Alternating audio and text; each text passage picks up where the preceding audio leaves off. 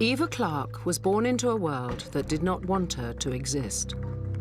Und damit der Sieg des Judentums sein, sondern die Vernichtung der jüdischen Rasse in Europa. Under the Third Reich, all Jewish babies were to be killed. We had to sign a paper that the babies will be taken away. That's the first time I heard the word euthanasia. By the time of Eva's birth, her mother, Anka, weighed just 5 stone and was on the brink of starvation. I was getting thinner and thinner, but my stomach was getting bigger and bigger. Eva was born at Mauthausen, a Nazi death camp where hundreds of thousands lost their lives. But remarkably, both Eva and Anka survived. Now, for the first time on television, they tell their full story.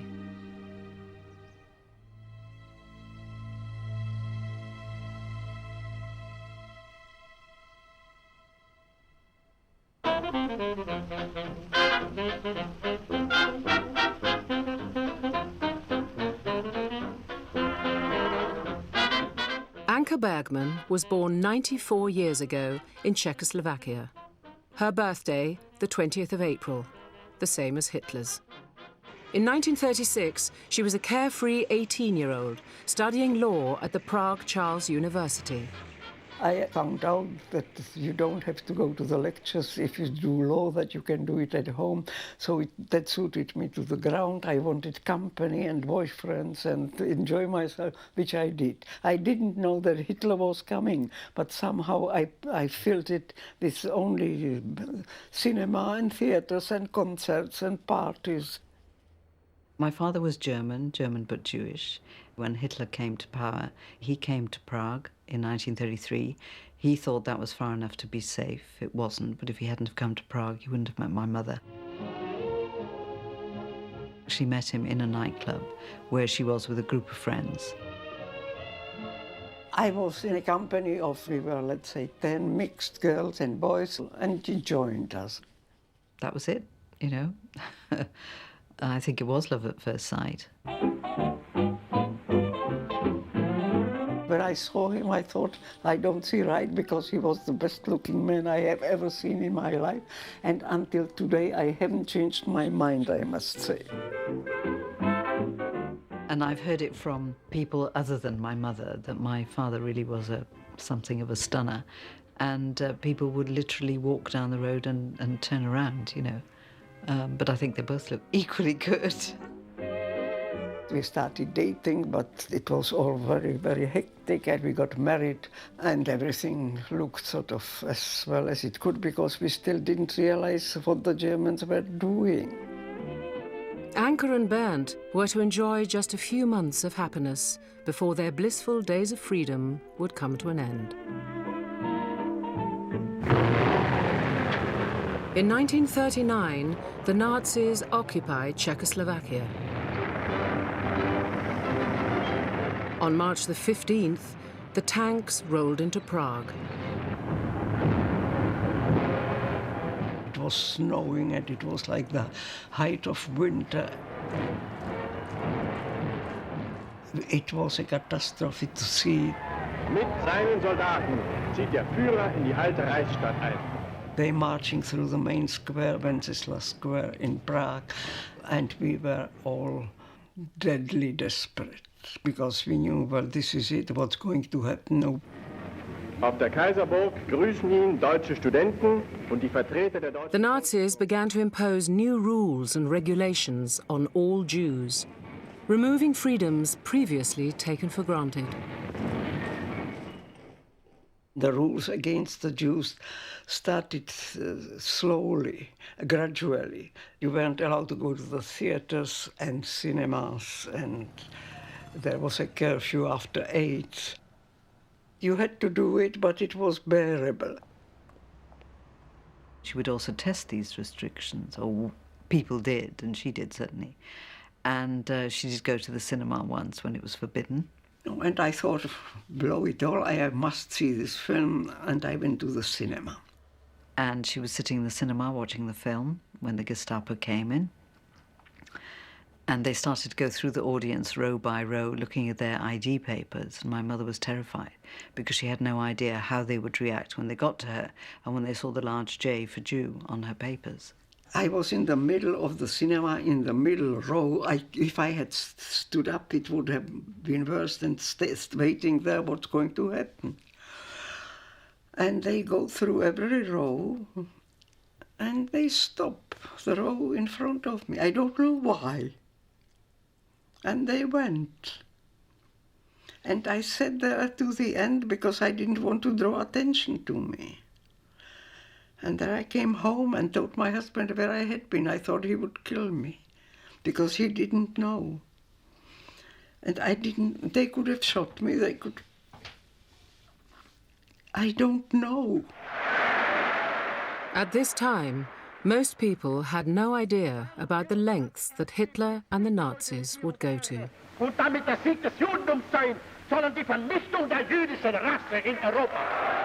Faced with increasing discrimination, some Jews did choose to leave Czechoslovakia, but the majority stayed. We knew they were going to do something, but as long as you don't experience it, you just think everybody is panicking or something. I don't know. I really can't explain it to you. But most of Jews didn't leave. In 1941, the Nazis implemented the next stage in Hitler's plan and started transporting all Jewish people out of Prague. In the November, Anka's husband received a card instructing him to report to a warehouse near the railway station. And a fortnight after him, I got a sort of postcard that I should come on that day with 50 kilos of luggage. And when she left, not only was she carrying her handbag and her suitcase, she was also carrying a large box, very large box. And I said to her, you know, what earth did you have in the box? Didn't you have enough to worry about? I had a box with 50 donuts. Ordinary plain donuts with jam in the middle. And I said, why donuts? And she said, because your father liked donuts. My husband was very keen on them, and I thought I would bring it to him. And there was one young German soldier. He could see that she was having great difficulty carrying all her luggage, but mainly carrying the box with the donuts. And he said to her, "Es ist scheißegal, ob die Schachtel mitkommt," which means, I couldn't give a shit if that box goes with you or not. He said it terribly, really. And he would have been older than 20 years, but anyway. But I managed to get it on the train. I brought it to Terezin, and my husband enjoyed them. Anka had arrived at Terezin concentration camp. The rest of Anka's family were also sent to Terezin, as were thousands of Jews from all over Europe. Anka and her husband Bernd had remained together, but they were about to experience firsthand the brutality of the Nazi regime.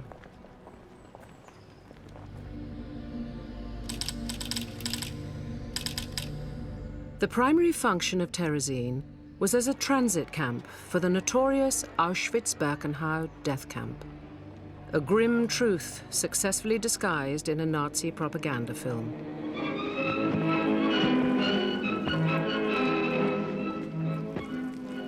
The reality of the camp was far more severe than the pictures suggest. Food was scarce and living conditions tough. And those who were weak and not able to work were quickly transported onto Auschwitz. But because my parents were young, strong and well capable of work, so they remained in Terezin for 3 years. And at the beginning, we all thought it isn't too bad, we can take it. And the Germans thought, we will show you how you can take it. And suddenly they took about 15 young men and hanged them because they tried to smuggle a letter to their parents. And they caught one of them, and 15 were hanged. Sleeping arrangements at Terezin were strictly controlled. Men and women were forced to live in separate barracks. But Anka found a way to meet regularly with her husband. I managed to get pregnant. That was the biggest sin we could have committed, because there was segregation of sexes. And I mean, one finds ways and means how one does various things. My mother stayed in the same barracks as I did. She looked at me, how and where? She laughed, actually, because in all that misery that she had a sense of humor. And when I was a young teenager, about, I don't know, 12, 13, no doubt when it would have been at its most embarrassing, I asked her how come she got pregnant. And she replied in a very clever way. She said, well, she said, under such circumstances, you find comfort where you can. And to hell with the consequences, end of story. But to be Jewish and become pregnant under the Nazi regime was a serious crime, and there was a devastating consequence. There were about 5 couples in the same position as we, that they found out that we were pregnant. And we had to sign a paper that the babies, when they are born, will be taken away. And that's the first time I heard the word euthanasia. But we did sign it, that the children will be taken away. The children were born, but nothing happened. And nobody knows why we had to sign it, and nobody knows why nothing happened. My little boy was born in February 1944, and he died of a natural death 2 months later of pneumonia, but he wasn't killed. But on the other hand, his death saved my life and Eva, of course, because I wouldn't be here to tell you the story. Anka and Bern's time at Terezin was running out. At the end of September 1944, Anka discovered she was pregnant for a second time. But before she was able to tell her husband about the pregnancy, he was taken away. Bernd was being sent to Auschwitz. The next day, Anka volunteered to follow him. They told us, if you want to see your husbands, so you can come of your own free will and you will see them in a different ghetto. And I was one of the first ones to go voluntarily.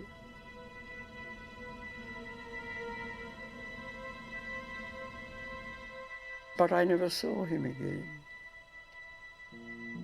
She heard from an eyewitness quite soon after the end of the war that my father had actually been shot dead in Auschwitz on the 18th of January, 1945. He never knew about you? No, he never knew that she was pregnant. Although Anka had endured 5 years of Nazi brutality, she was completely unaware of what was taking place behind the electric fences of Auschwitz. I knew you were sent east, Auschwitz probably, but I didn't know anymore. It didn't mean anything. It meant it's in Poland and it can't be all that marvelous as Terezin was, but we didn't know. Nothing.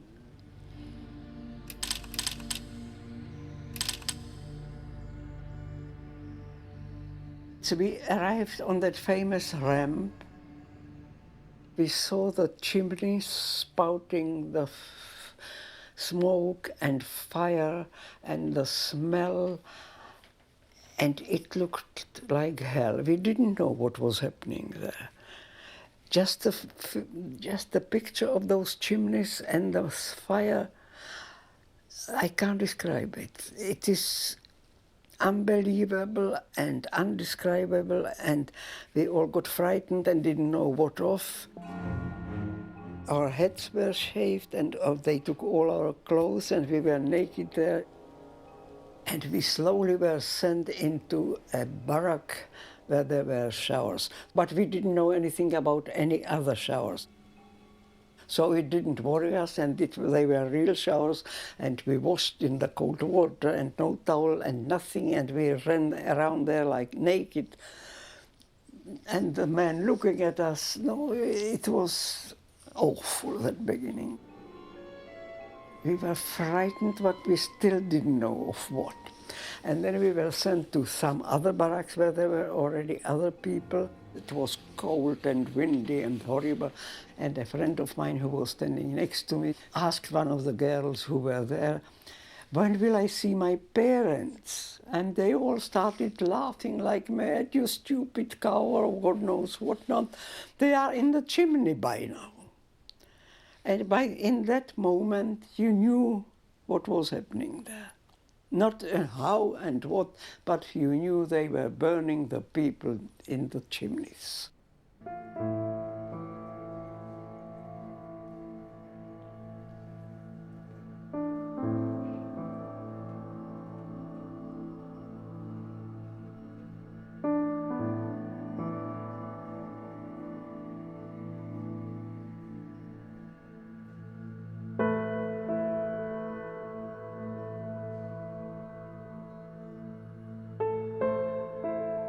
My mother was in Auschwitz for 10 days, which was, although a short space of time, she said it really was hell on earth. She said it was like Dante's Inferno.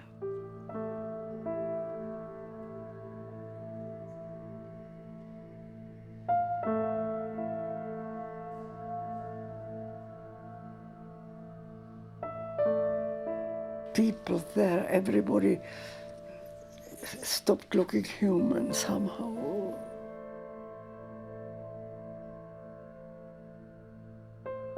Anka's parents, her sisters, her brother-in-law and her nephew had all been sent to Auschwitz a long time before Anka and her husband. And when they arrived there, they were able to keep their luggage, they kept their clothes, they weren't shaved, they weren't tattooed. And they were sent to what was called a Familienlager. One or two of the wooden huts in Auschwitz-Birkenau had families together. And there was just one very cynical reason why, and that was so that they could be forced to write postcards home. And my aunt, my mother's older sister, Zdena, she wrote a postcard to her cousin who still happened to be in Prague. Shall I translate?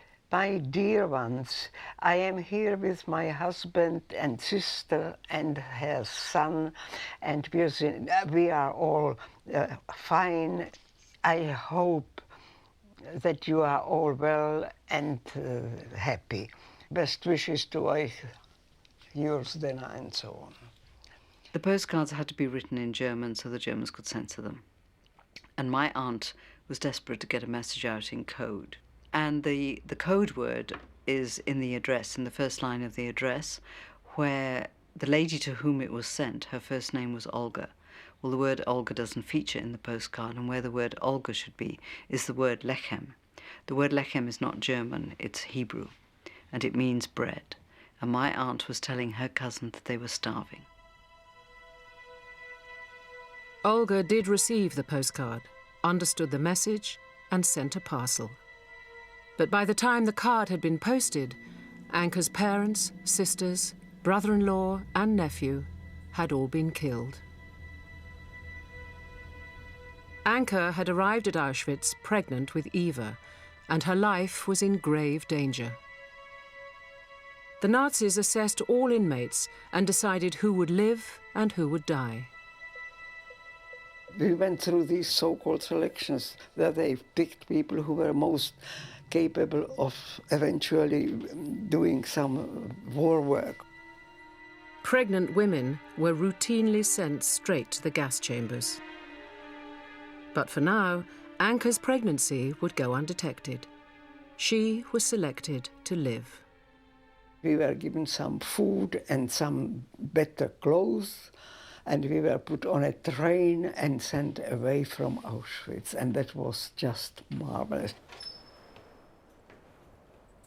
The feeling that we were leaving Auschwitz alive, you just can't imagine.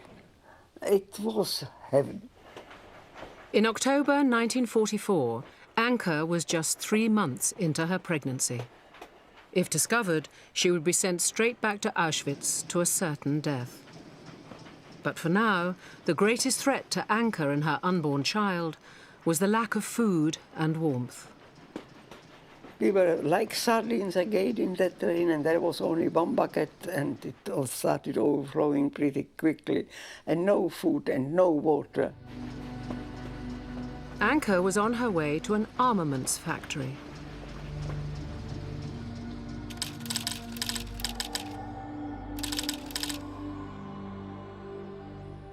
We went up a hill to a huge factory, and it opened the door, and it was warm there. And we saw and smelled the bed bugs. I don't know if you have ever seen one, but they are little beetles which wouldn't matter so much, but they have that certain smell, sort of sweet. Never mind. I never smelled it since, and I hope not to smell it again. But there were thousands of them, and that meant worms. Anka was to spend the next 6 months riveting the tail fin of the V-1, the unmanned flying bomb, the notorious doodlebug. Compared to Auschwitz, the factory was a haven, but Anka's life was still at risk. I was getting thinner and thinner, but my stomach was getting bigger and bigger. Discovery of her condition would have meant her immediate return to the gas chambers. I perhaps am the only person, idiotic as I am, who thought that I would get through it and I will come home. Never doubted it. And seeing all these people going in the gas every day, and so on, and being pregnant and the baby, I knew I was coming home, which is totally stupid, but I lived with this idea. By the February of 1945, Anka was 7 months pregnant and was now in great danger of being discovered by the Nazis. Miraculously, she would be spared the fate of the gas chambers. At the end of the January, Auschwitz had been liberated by the Russians. But there was now a new threat to Anka's life. The Nazis had started to evacuate the camps and factories to annihilate all living witnesses to the Holocaust. Anka was put on yet another torturous train journey, heading south, away from the advancing Allies. There was no food and no water and nothing, and we were with open coal wagons. The train journey lasted 3 weeks, and during this time, many people lost their lives to hunger. Anka was on the brink of starvation, and by now was 9 months pregnant. Finally, the train arrived at its destination, Mauthausen death camp. At this very moment, Anka went into labor. When my mother saw the name, Mauthausen, at the station, she was very shocked, because as opposed to when she'd arrived in Auschwitz not knowing what that was, this time she knew, because she had heard about this appalling place from very early on in the war. And she says the shock was so great that she thinks it provoked the onset of her labor. And she started to give birth to me on that coal truck. We went up the hill, and I was sort of starting to give birth to the child, and there they stopped just before the opening of the main doors of Mauthausen. And there I had to climb down from that wagon, and nobody helped me. There was this Russian doctor who was with us and whom you knew slightly, the prisoner, and she was just passing. I begged her to help me, and she turned around and went. I mean, a doctor. The baby came out, and we were still going for about 10 minutes, I think. And then they called a doctor from the camp, the prisoner, and he was a gynecologist by pure fluke, and he cut the baby off and smacked its bottom, and it was a healthy baby, and I was in heaven. Her arms were like my little finger. I mean, it's tiny. You didn't dare to touch her. They think I weighed about 3 pounds. I was wrapped in paper. My mother just held me all the time. Despite all the odds, Anka's baby had made it into the world, but at the worst possible moment. The Nazis were desperately getting rid of all witnesses to their crimes. In the dying days of the war, thousands were shot, gassed, and starved to death. Anka and her newborn baby were on their way to the gas chambers of Mauthausen. But then, another miracle. The Germans disappeared. Nobody threw them out. Suddenly they were gone.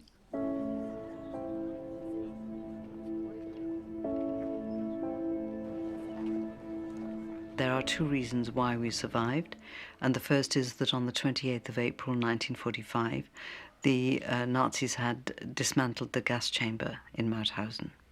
Well, my birthday is the 29th.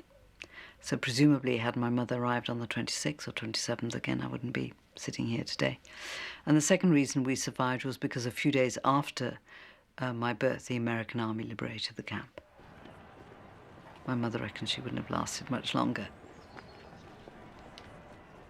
Anka's 4 years of Nazi imprisonment were finally over. When she was strong enough, she and baby Eva returned home to Prague. Anka was free at last, but she and Eva were now alone in the world.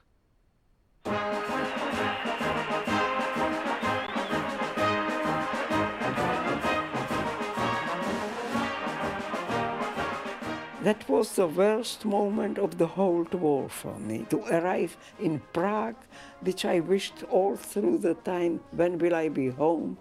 And there was no home.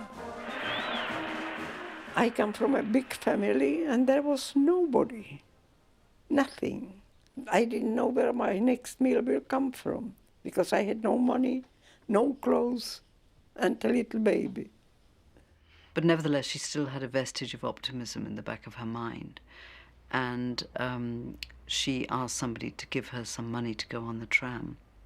And she thought that if anybody had survived, there was a chance it would be her cousin. I ring the bell and the door opens and the whole family waits for me there and say, "Where have you been? We heard you are coming to us."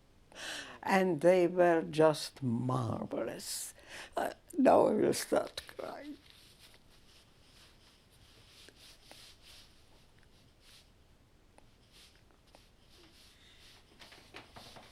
I can't.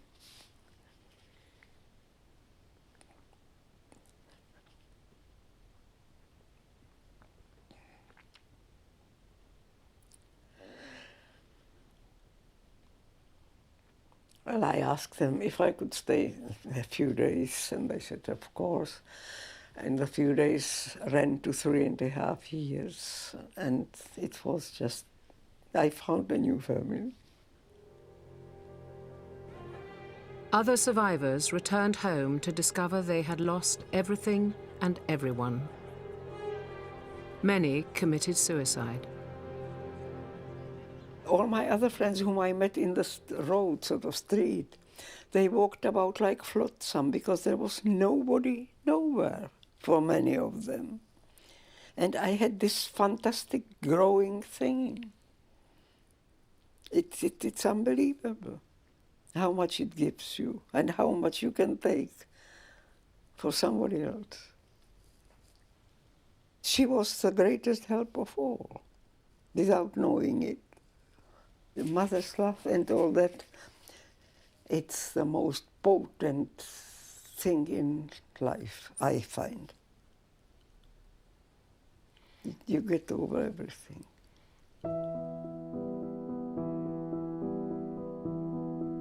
In 1948, Anka remarried and the family moved to Britain.